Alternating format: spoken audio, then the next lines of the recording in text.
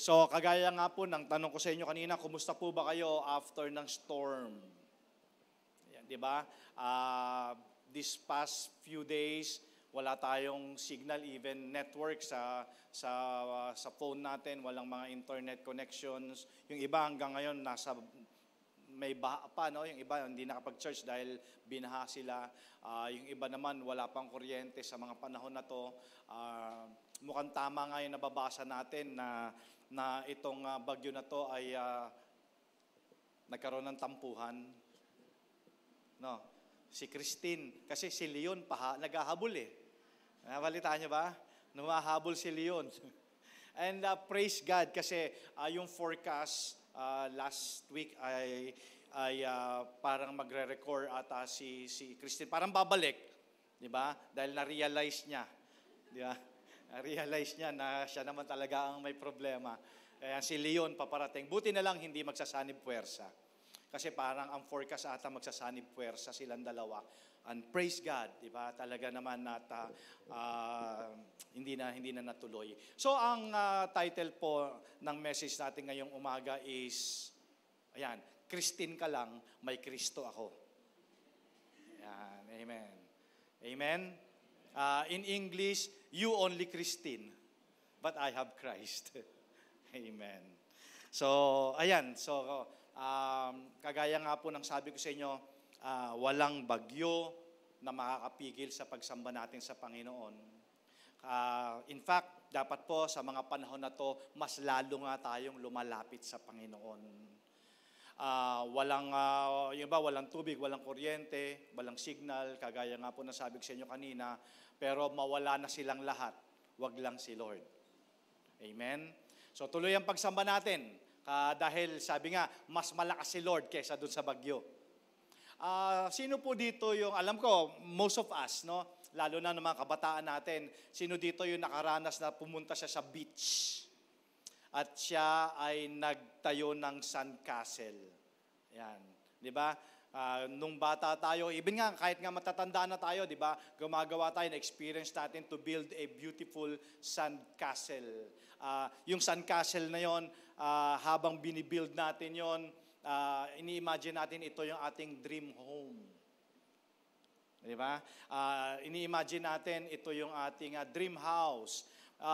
But in reality, itong sandcastle na to, ito yung life na binibuild natin. Diba? Itong sandcastle na to, while building, we work for it na 4 hours, diba? Matagal natin itong binibuild. And then, pagkatapos natin itong mabuild, we stand back at tinitingnan natin kung gaano kaganda, diba? Ina-admire natin yung nagawa nating sandcastle. Pero, eto na yung malakas na wave. Eto na yung malakas na hangin, diba? At masisira yung sandcastle na ginawa natin. Yung masterpiece na ginawa natin sa sand. And then, mapapaisip tayo, itong sandcastle na to that represents our dreams. Itong sandcastle na to that represents our life. Tapos, and then here comes the wind, here comes the waves, di ba? Iboblow niya to overall, masisira yung sandcastle, and then mapapaisip tayo, ano kaya yung lesson dito sa nangyari na to?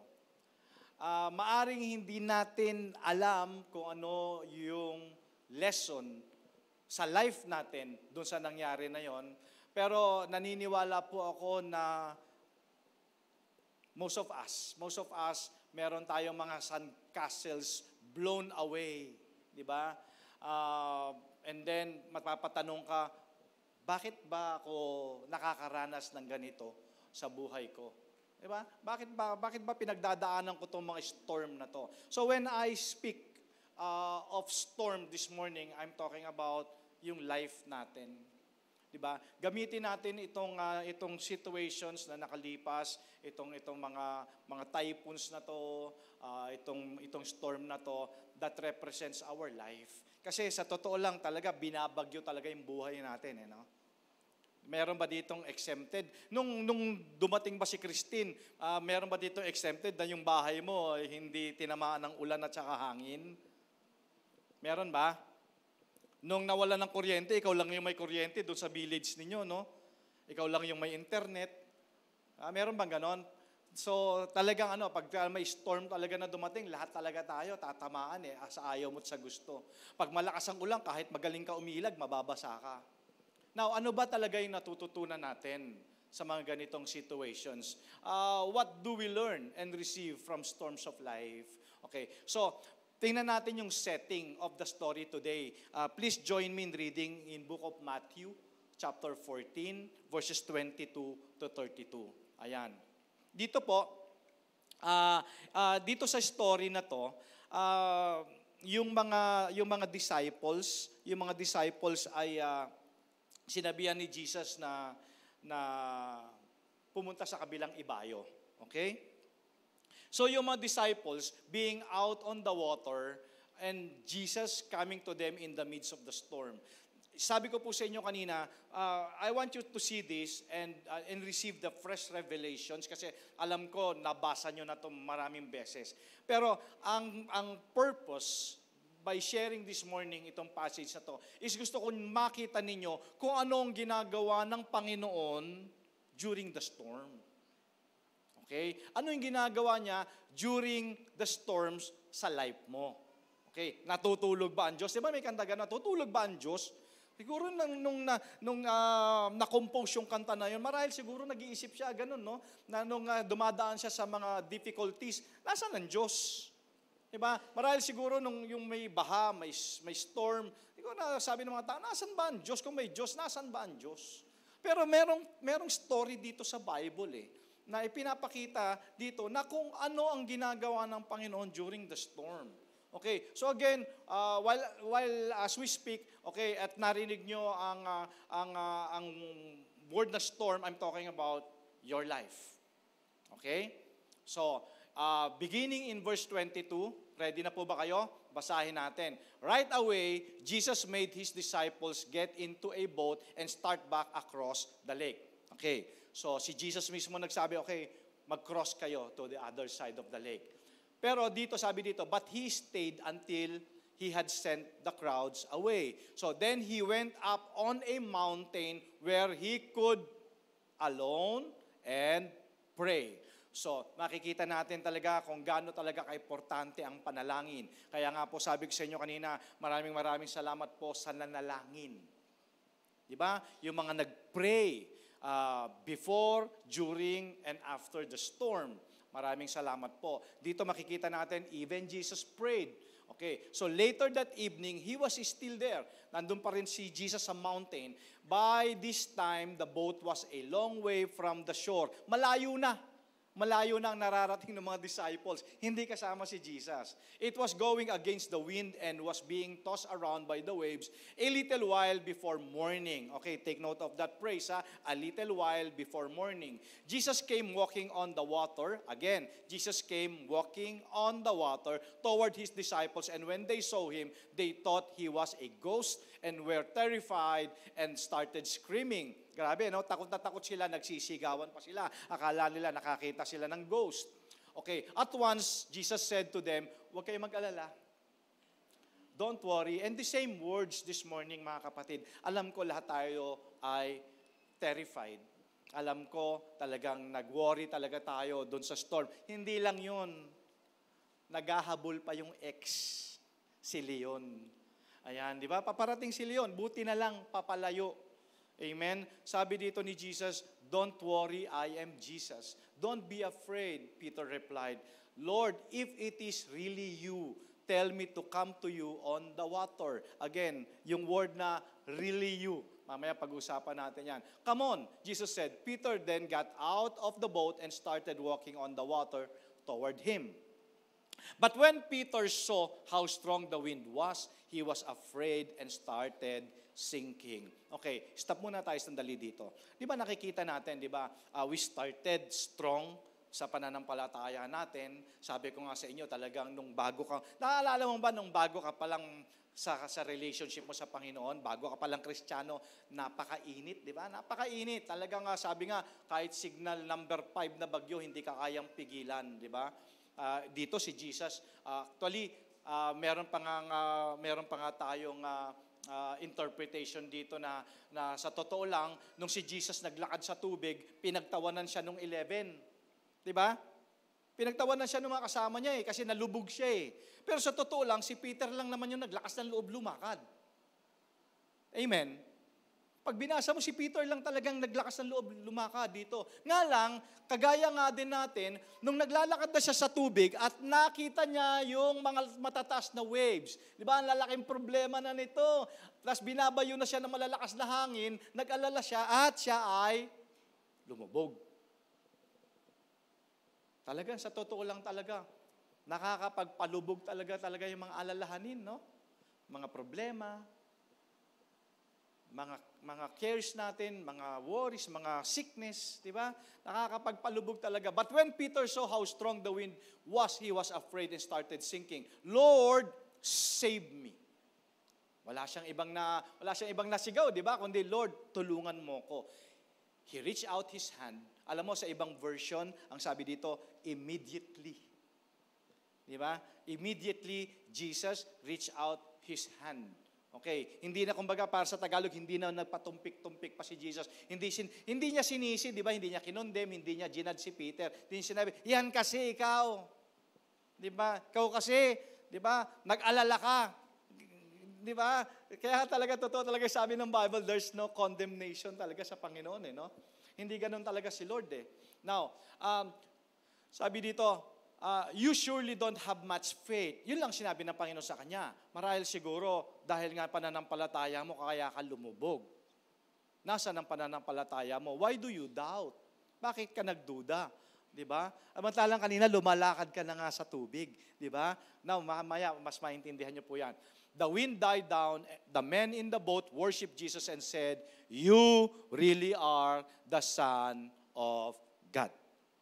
Itong praise na to, you really are the Son of God. Para bang nung nabanggit ito ni Peter at saka ng mga kasamahan niya, para bang siguro kung si Jesus magre-rebuke siya, marahil siguro sasabihin niya, duda pa kayo? Di ba? Duda pa ba kayo sa tagal ng pinagsamahan natin? Sino dito yung mga matatagal ng Kristiyano? Tagal na kayo? Yung mga 5 years more. Meron na? 5 years or more. Alam mo ikaw, bilang isang matagal ng mananampalataya, yung relationship mo sa Panginoon, ang dami mo ng reference. Okay? Ang dami mo ng reference sa goodness ng Lord. Amen.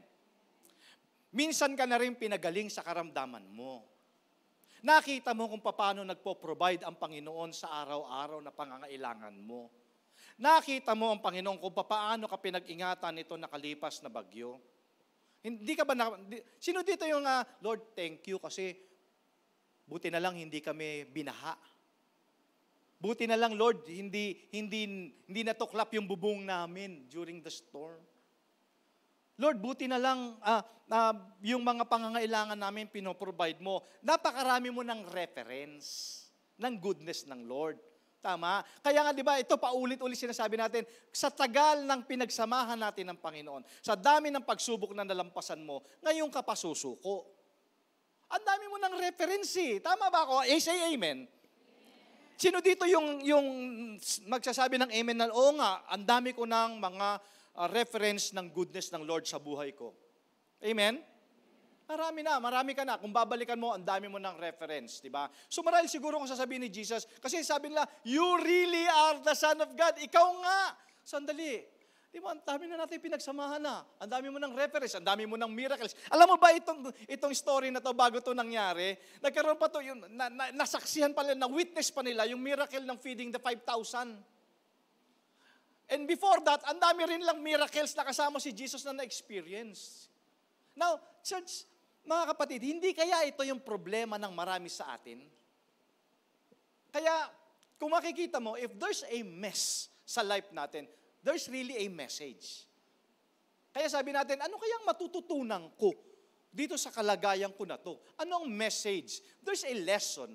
Probably, kaya nga sabi ko, hindi kaya ito problema ng marami sa atin kasi malamang marami sa atin naniniwala lang sa Panginoon pag blessed. Pag may miracle. Paano pag may storm? Remember, sabi ko po sa inyo, last week, gusto ko makita talaga ang church na to. And I want to see men and women, young and old, na talagang sold out talaga sila sa pananampalataya sa Panginoon. Sold out sila, hindi lamang dahil siya ay blessed. Dapat sold out ka din sa pananampalataya mo sa Panginoon kahit may storm. Pag binasa mo yung sermon text natin, Matthew 14:22-32, during the storm, may nabasa ba kayo na nag-pray sila?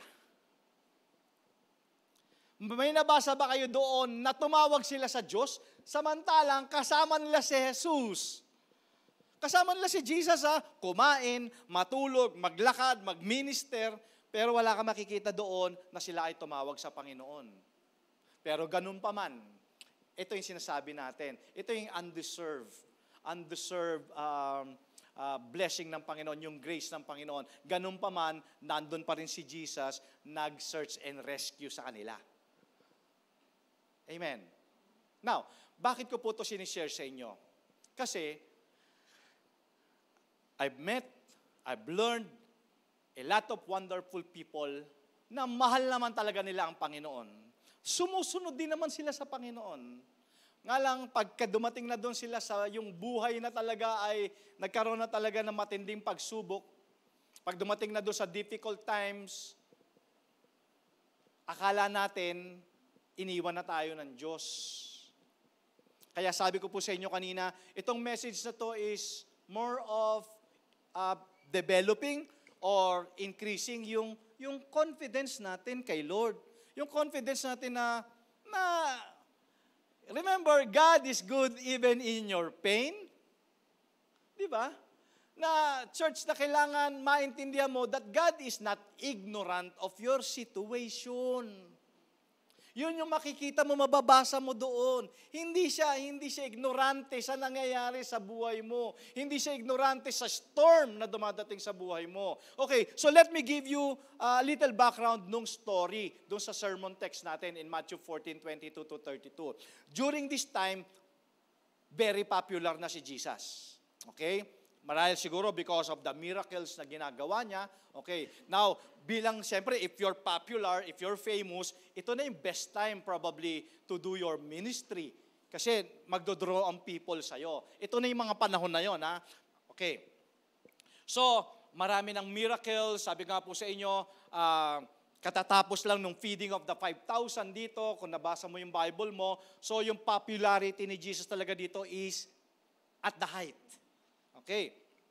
Nga lang, siyempre, habang siya ay nagiging famous, sumisikat si Jesus, naiinggit dito yung mga religious leaders, yung mga religious rulers, di ba?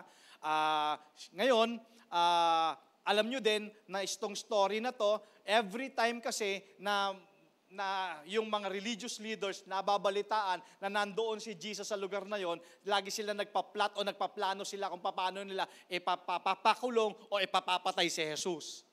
In fact, itong situation na to, okay, ito yung story, ito yung situation, ito yung panahon, nakakapugot lang ng ulo nung pinsan ni Jesus na si John the Baptist. Okay, so every time nagdodraw na ang crowd, okay, at nababalitaan na ni Jesus yung mga plano sa kanya, anong ginagawa ni Jesus? Ang ginagawa niya, nag-withdraw siya from the crowd. Okay, withdraw siya. Siyempre, iwas din siya doon sa crowd.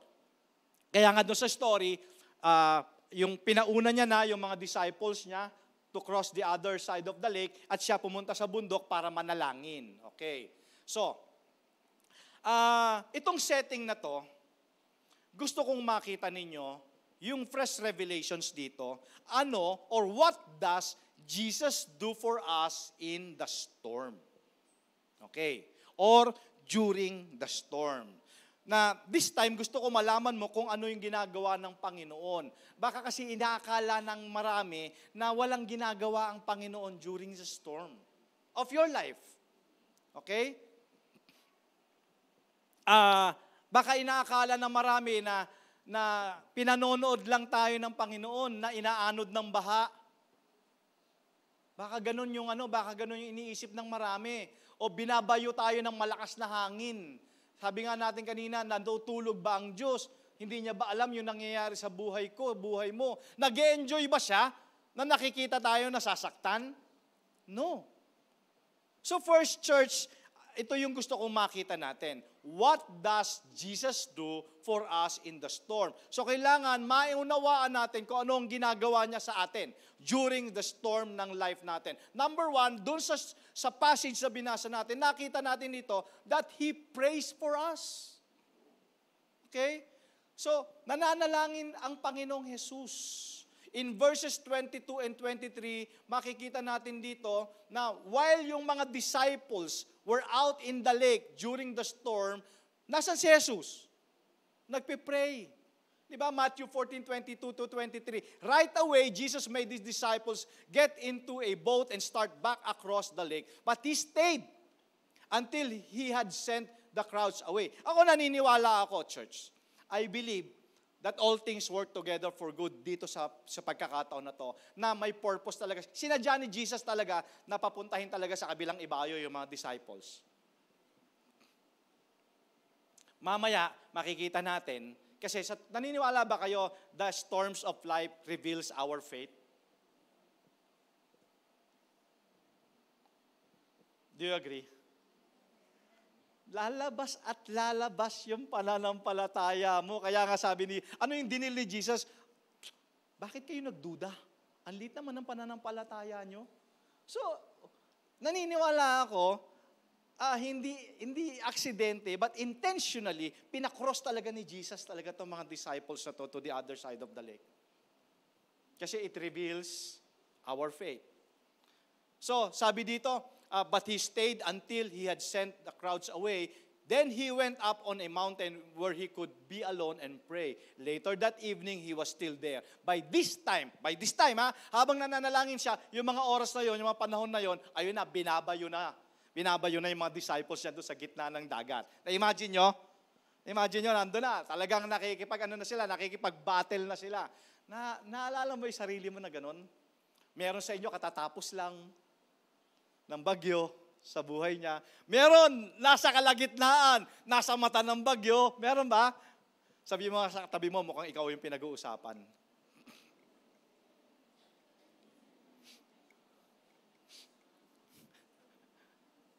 Gets nyo? Ito na yung mata ng bagyo. Ako. It was going against the wind and being tossed around by the waves. Now, sabi ko sa inyo kanina, gusto ko kasi the more, kaya kita nyo, madalas sinasabi ko sa inyo, kailangan mo talagang lumalim, kailangan mo talagang makilala, lubusan ng Panginoon, kasi the more na makikilala mo siya, the more na maunawaan mo yung mga kalooban niya, yung mga ways niya, di ba? So, gusto kong buksan ninyo yung Hebrews chapter 4, yan, starting from verse 14. Tingnan nyo, gusto ko makita mo na ano bang ginagawa ni Jesus? He prays. Kaya nga sabi dito, we have a great high priest who has gone into heaven. Nasaan si Jesus ngayon? Nandoon sa langit.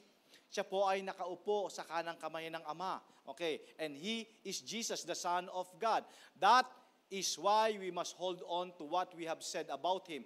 Jesus understands every weakness of ours because He was tempted in every way that we are, but He did not sin. Whenever we are in need, we should come boldly with confidence before the throne of our merciful God, and there will be treated with undeserved kindness, and we will find help. Ano ibig sabihin nito, mga kapatid? Ang ibig sabihin po nito, Jesus came to this world to talk to us about God. Tama? Nagkatawang tao si Jesus dito sa ibabaw ng lupa at wala siyang bukang bibig kundi ipakilala sa atin ng Ama. Di ba? He talks to us about God, about the Father.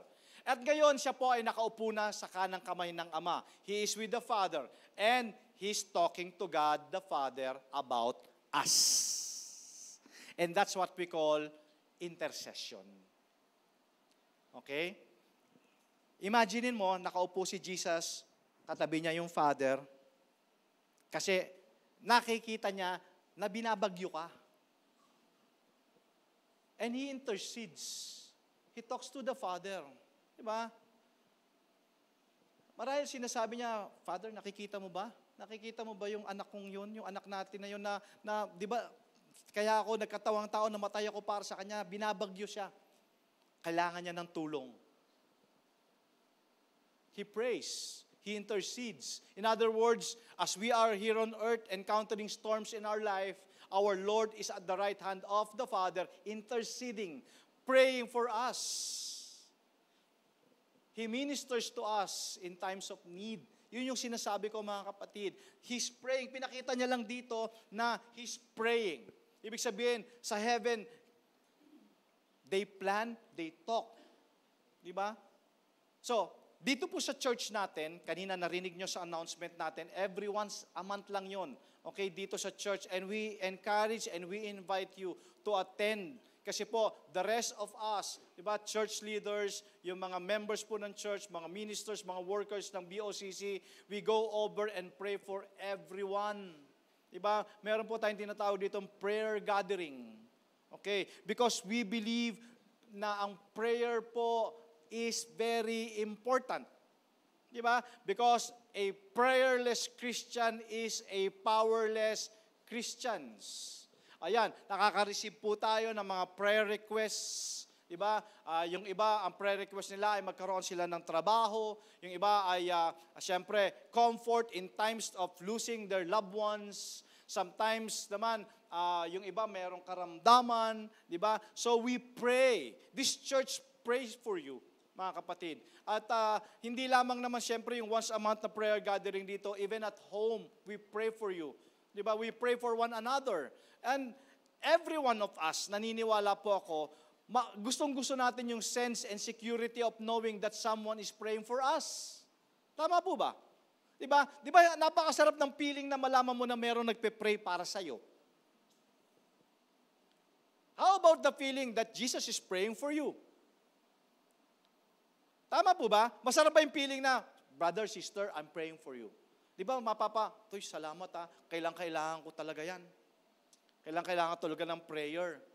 So, church, you better believe it. There was a great security. It's wonderful to pray for one another. You pray for one another. Hindi lamang yung sarili mo yung pinagpipray mo. Diba? You pray for your family, you pray for the church, you pray for church leader, you pray for this government, you pray for this nation. You pray. Amen po ba yon? So pagka meron pong prayer gathering, mag-join po kayo. Join kayo dito. Kasi sabi nga natin, di ba, kung ang prayer ng righteous is effective, when you pray, your prayer is effective, how much more kung sabay-sabay tayong nananalangin? Di ba? Mas effective. Kasi syempre, kung kumakato ka sa puso ng Panginoon, sa pintuan ng puso ng Panginoon, and He listens and He answers, sabi ko, how much more kung ang buong church nananalangin? Diba? So, dito nakita natin talaga si Jesus talaga shows us the importance of prayer. Okay? So, ako po, siyempre, as a pastor, I always pray for you. Walang araw na hindi kayo kasama sa prayer ko. And ang request ko po, sana, sama nyo rin ako sa prayer ninyo. Kasi ako, as a pastor, I believe, isa sa outside ng casting the vision for this church, I believe, probably my highest calling is manalangin. Hindi lamang siyempre pastoring the church, but also to pray. Ayan. Kaya nga, it's good na meron kang prayer partner na sa araw-araw, meron kang pinapanalangin at pinananalangin para sa iyo. Okay? It's wonderful to have a church praying for you. Amen po ba? But the best news na meron ako sa inyo ngayong umaga, if you're walking through the toughest time of your life, Jesus is praying for you. Amen? Nandun po siya sa kanang kamay ng Ama. He's talking about you to the Father. He cares. Baka kasi akala mo wala siyang ginagawa. He cares. You know why? Bakit si Jesus siya nag-intercede sa atin? Kaya nga nagkatawang tao si Jesus eh.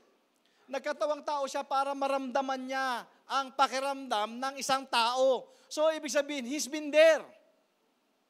He's been there. Kung ano yung nararamdaman mong hurt, ano yung pain, Di ba? Naramdaman ni Jesus yun. Di ba? Yung mawalan ng mahal sa buhay, sabi ko nga, sino ba nga, si Father God nga, nawalan din ng mahal sa buhay eh. Walang iba kundi si Jesus. So alam niya, He's been there. He walked where we've walked, He felt what we've felt, and He's seen what we've seen. So, church, Jesus prays for us during the storm. Kaya, sabi ko sa inyo kanina, gusto ko mag-increase yung confidence mo sa Panginoon na you're not alone during the storm. May nananalangin sa'yo, hindi lang ang church, hindi lang si pastor, hindi lang yung mga church leaders, hindi lang si brother, hindi lang si sister. Ang very good news talaga sa lahat is, Jesus is praying for you. He prays for your security. He prays for your provision. He prays and answers to your prayers. Okay, so that's number 1. Number 2, He comes to us. Again, reading verse 25, dito makikita mo na during the storm, and then sa life natin, hindi po siya malayo. Sabi doon sa kwento kanina, doon sa binasa natin, malayo na sa shore yung boat eh. Malayo na sa boat, sa shore yung boat, pero si Jesus nandun sa mountain. Now sabi dito sa verse 25, a little while before morning, pag sinabi mo yung little while before morning, ano ibig sabihin nun? Madaling araw yon. Alam nyo ba na ang pinakamadilim na oras ng gabi ay yung mag-uumaga? Subukan ninyo, gising kayo mamaya, mga 4 a.m. Mas madilim yun. Nung isang araw, sabi ko, Lord, nasa na ba ako? Kasi nung nagising ako ng mga bandang alas 5, walang kuryente. Tapos wala talaga, kahit konting liwanag, wala akong makita. Sabi ko nga, buhay pa. Nari-experience yun last, mga few days ago, di ba? Nung nawala ng kuryente. Sa amin kasi madaling araw na nawala ng kuryente. Okay, so, a little while before morning, yun daw yung darkest hour. Okay? So, Jesus came walking on the water toward His disciples. Okay. So, dito makikita mo, He comes to us at darkest moment. A little before morning. That's when Jesus came. Now, the darkest hour of the night, sabi ko nga po sa inyo kanina, is right before dawn. Yun daw yung pinakamadilim. A little while right before the morning. Okay. So, He walks into the storms of life just at your darkest hour.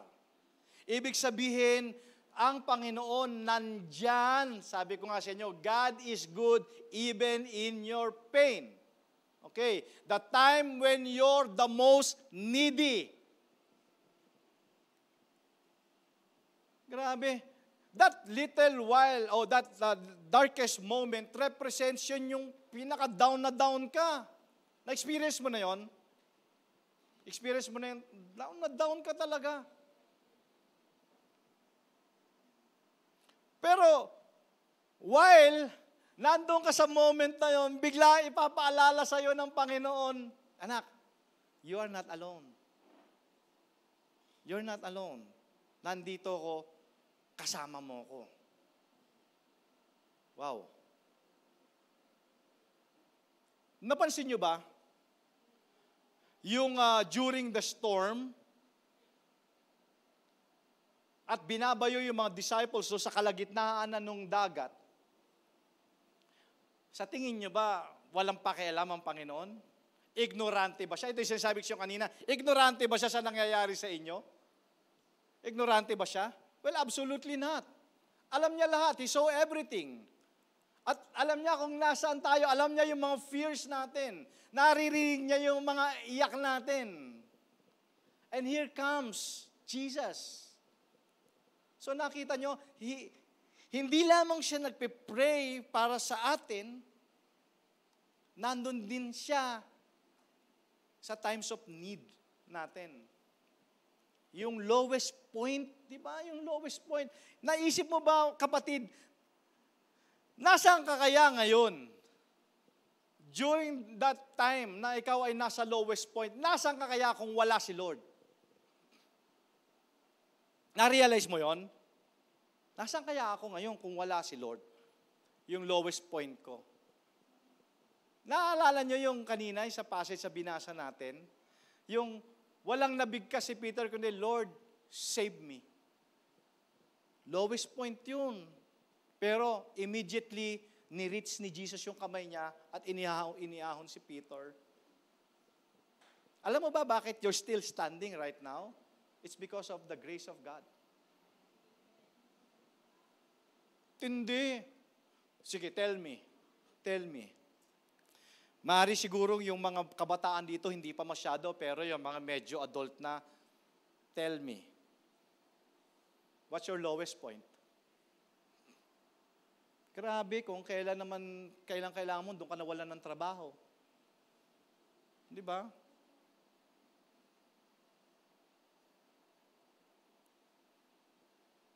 Pumunta ka doon na-experience ko yun eh. Pumunta ako ng ospital, magpapacheck lang ako magpapa-BP lang ako, gusto ko i-confine.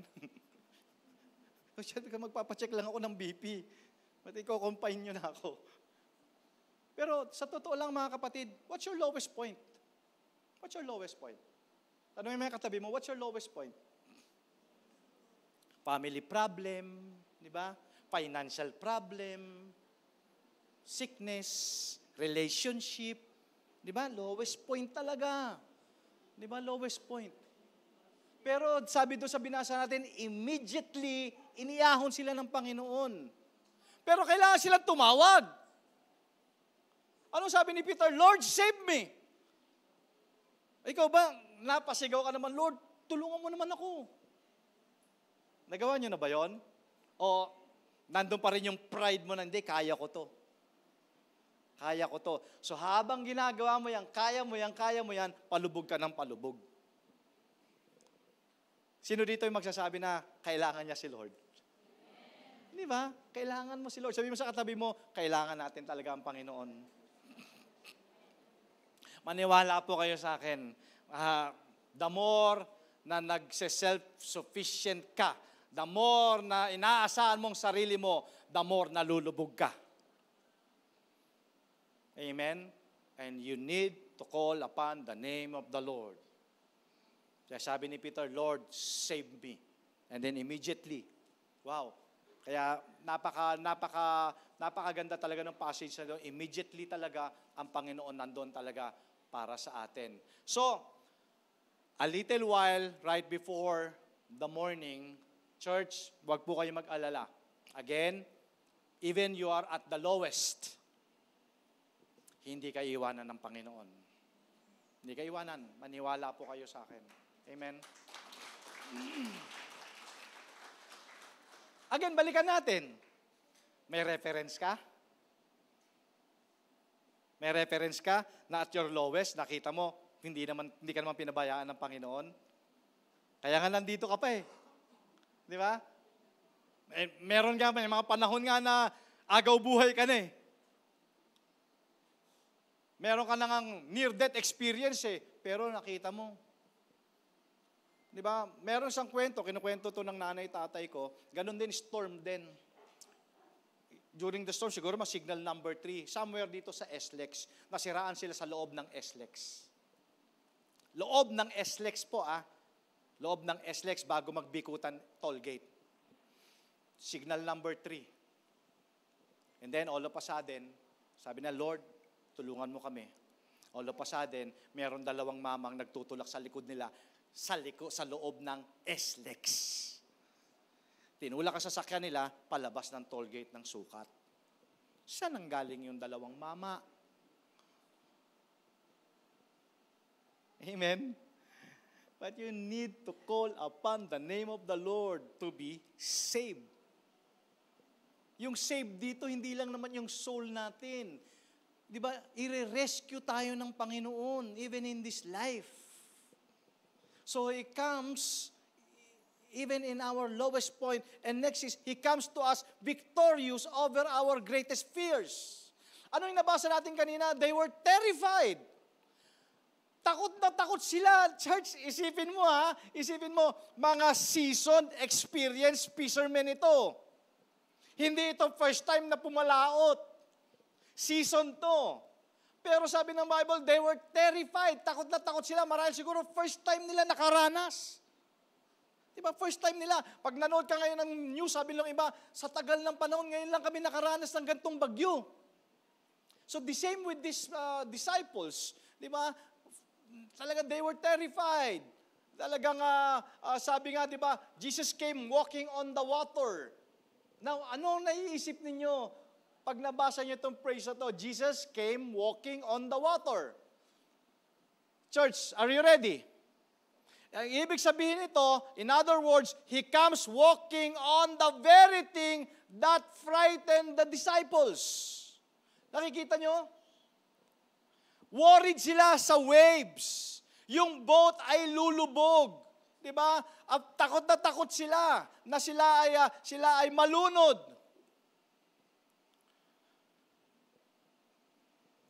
Church, kung ikaw ay mangingisda at experience, yung simpleng alon, basic eh.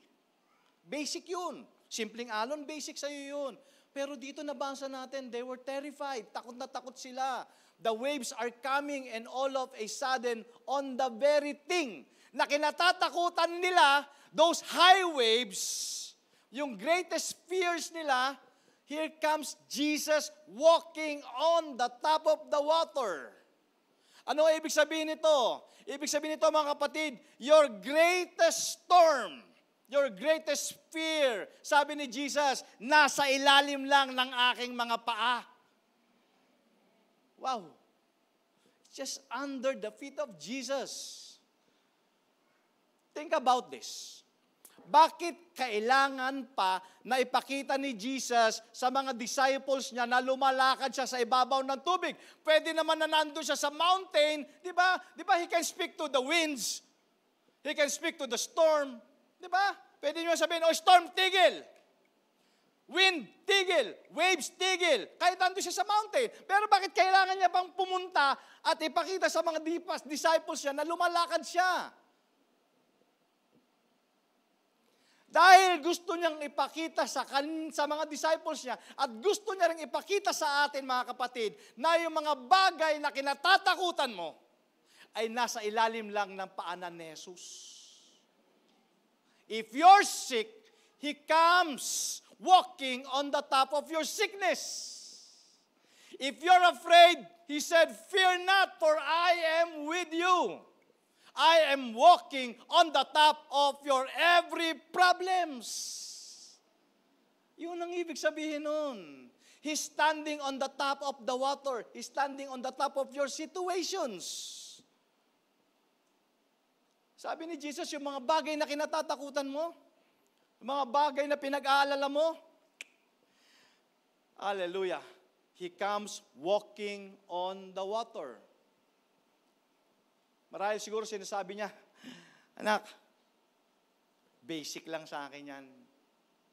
Ano sabi ng Isaiah 43 verses 1 to 3? But now the Lord who created you, O Israel, says, do not be afraid, for I have ransomed you. Okay, I have called you by name, you are mine. Sino dito yung pag sinabi mo, akin yan ha? Pag sinabi mo akin yan, ang ginagawa mo?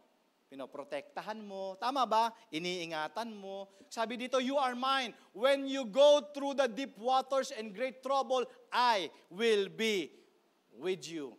When you go through the rivers of difficulty, you will not drown. When you walk through the fire of oppression, you will not be burned up, and the flames will not consume you. Why? For I am the Lord your God. Wow.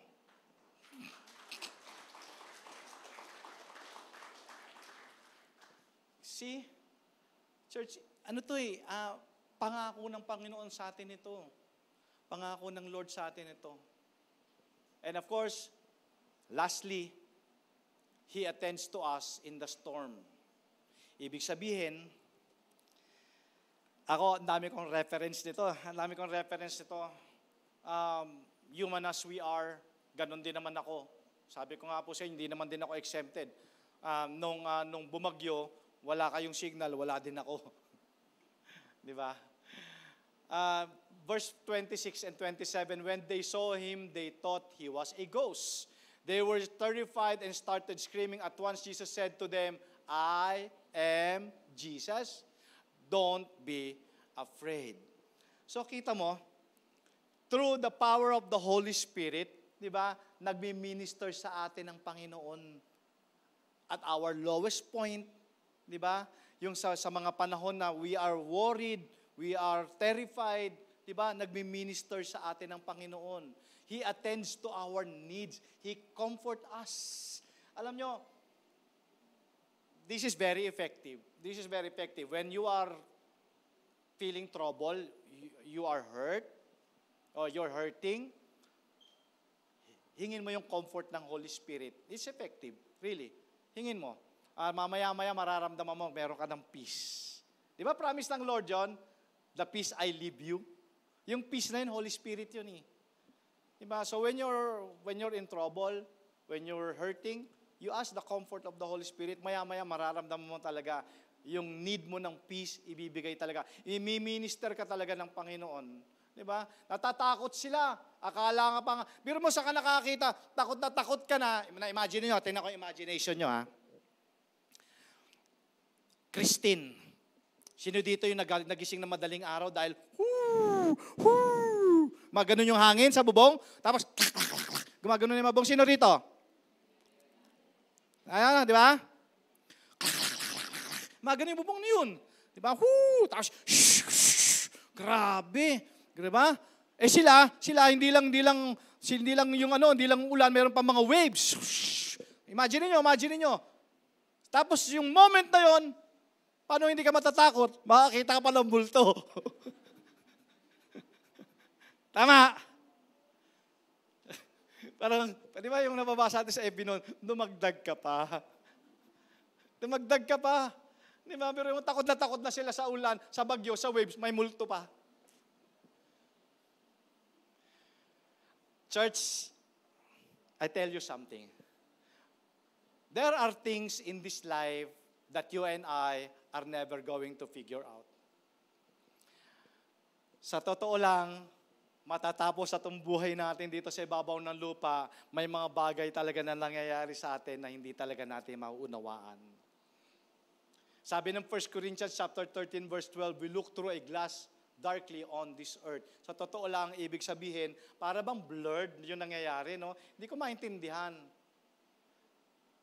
Pero dadating din naman yung time, dadating din naman na maunawaan natin pag nakaharap na natin ng Panginoon. Diba? Ako, as a pastor, hindi lahat alam ko ang kasagutan. Kasi ako mismo, marami din akong tanong sa Panginoon. Pero ganun pa man, pinagtitiwala ko sa Panginoon yung mga bagay na hindi ko maunawaan.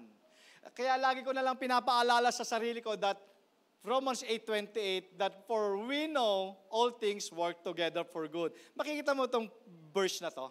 Itong verse na to, sabi dito, for we know, isinulat ito ni Paul. Confident siya na alam niya. Now, ang tanong, alam mo ba? Alam mo? Sabi dito, for we know all things work together for good to those who love the Lord. Now, the question is, alam mo ba na lahat ng nangyayari sa buhay mo, bilang anak bilang anak ng Diyos, lahat ng nangyayari sa buhay mo, may kinalaman yan sa magandang plano ng Diyos at para sa kabubuti mo. Alam mo ba? Tanungin katabi mo, alam mo ba? Kasi confident si Paul, sabi ni Paul, for we know. But the question is, alam mo ba? Alam mo ba na lahat ng nangyayari sa iyo ay may kinalaman sa planong maganda ng Panginoon at para sa kabubuti mo? Kaya pala, church, our security isn't what we know in our mind. Our significance is not what we know in our mind. Our significance is in who we know. Kasi nga, Christine lang siya, may Kristo ako.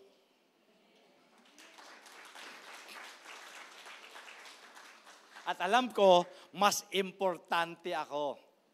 At alam ko, importante ako sa Diyos. Importante ako sa anak ako eh. Di ba? Meron ba namang anak na hindi importante?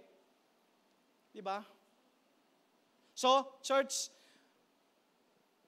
kung ikaw man ngayon ay binabagyo in the midst of the storm, hindi mo maunawaan. Lord, it's not fair. Di ba? Bakit doon sa lugar na yun, hindi naman sila ganito, pero bakit ako ganito? Bakit ako binabagyo? Bakit binabagyo ang buhay ko? Pero ganun pa man, Lord, all things work together for good. Ang aking significance, ang security ko, hindi yung alam ng isip ko. Ang significance at ang security ko, yung alam ko na may Kristo ako, na hindi ako iiwanan, hindi ako pababayaan. So, Jesus attends to us, He ministers to us in spite of our misunderstandings. He ministers to us in spite of our fears. Kaya minsan, church, naririnig nyo yung mga ganitong mga preachings, mga sermons, katulad last week, di ba? Yung anong sabi natin, the demands of following Christ. Kasi hindi naman po pwede ang naririnig lang natin puro blessing, puro pagpapala. Kasi given na yun eh. Given na yun. Talagang ibibless talaga tayo ng Panginoon. Pero kailangan din nating marinig talaga yung mga demands. Diba? Kailangan din nating marinig talaga na ang Panginoon talaga ay hindi magpapabaya. Alam mo yun eh, narinig mo na yung maraming beses. Ang question lang is, pinangahawakan mo ba yun? Kasi alam nyo ba kung sino, nag-drive kayo along the avenue? Sa mga streets ninyo o sa lugar ninyo. Tingnan mo kung ano yung mga puno na nabuwag. Yung mga nabuwag na puno, yun yung root nila mabababaw. Di ba? Pero yung mga puno na malalalim yung ugat, hindi basta-basta yun. Hindi basta-basta mabubuwag yun. Kaya yung mga malalalim. Yung mga malalalim sa Panginoon, yun talaga yung talagang mahihirapan talaga silang buwagin. In Matthew 14:32 says, when Jesus and Peter got into the boat, the wind died down. Wow. Nung nabasa ko to, when Jesus and Peter got into the boat, sa buhay natin, isipin natin tayo yung boat. Anong gusto ninyo? Yung buhay, yung boat na wala si Jesus? O yung buhay o yung boat na nandun si Jesus? The moment na umakyat na, sumampa na si Jesus at si Peter sa boat, dun lamang huminto yung wind. Nakita nyo? Well, Pastor, nasa buhay ko naman si Jesus eh. Si Jesus. Pero bakit binabayo pa rin ako ng bagyo? Tunay nga ba? Kasi sabi dito, tinan mo yung response. They worship. And they continue believing that Jesus really is the Son of God. Sino dito nung bumabagyo si Christine, nagwo-worship? O inis na inis ka kasi walang signal, hindi ako makapag-Facebook. I'll give you 5 assurances we need to rest on during the storm. Okay. Number 1, the storms of life reveals my faith. Lalabas at lalabas talaga kung gaano katindi ang pananampalataya mo during the storm. The storm reveals my commitment. Sa totoo lang. Tama ba? Kahit na literal na storm, dito pa rin, makikita pa rin commitment mo. Sa totoo lang, kanina, umaga, tinitingnan mo, may bagyo pa ba? Parang umaambo na. Ay, sabi ng isip mo, wag na mag-church, signal number 3 yan. Tama? The storms of life reveal my maturity. Doon talaga lalabas talaga kung matured ka sa mga pagsubok ng buhay. At hindi lang yung maturity mo, lalabas dyan yung attitude mo. Tama? Attitude mo, lahat. Kasi pag yung iba, pag may storm, wala na. I-give up na lahat ng mga natutunan. Diba? Sumasama na ugali.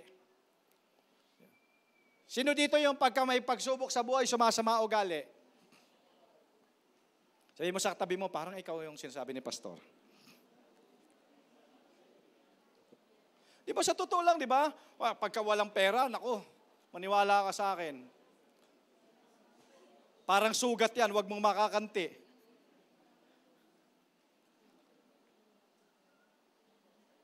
Totoo ba? Totoo ba na pag may storm, nare-reveal yung attitude? Lumalabas yung mga nagpapanggap lang. Alam nyo ba, sa totoo, ang hirap magpanggap kasi pag nagpapanggap ka, hindi ka magtatagal. Kasi nga, panggap lang nga eh. Di ba? Kasi nga, nagpapanggap ka lang. Pero kung yan, lifestyle mo, totoo yan. Ba? Kahit ano, ganun. Your attitude remains. Siyempre, pag may storm, dapat teachable ka din. Kasi it reveals kung talagang teachable tayo eh. Yung teachability natin. Diba? Dapat, church, dapat inaas natin kay Lord kung ano yung lesson nung storm na pinagdadaanan natin. Natanong mo, Lord, ano yung gusto mo ituro sa akin dito during the storm of life? See? Kung ano yung mga nare-reveal pag may storm. Kaya ngayon, all things work together for good. Inaalaw ng Lord yung storm na yung dumaan sa'yo para makita niya. Di ba makita niya? Kaya ka lang naman, di ba? Christian ka lang naman pag may blessing. Di ba? Naniniwala ka lang naman kasi pagka good times. E paano pag may storm? Isaiah 43 verses 1 to 3, do not be afraid, for I have ransomed you. I have called you by name, you are mine. When you go through the deep waters and the great trouble, I will be with you. When you go through the rivers of difficulty, you will not drown. When you walk through the fire of oppression, you will not be burned up, and the flames will not consume you. Why? For I am the Lord your God. Wow. Church,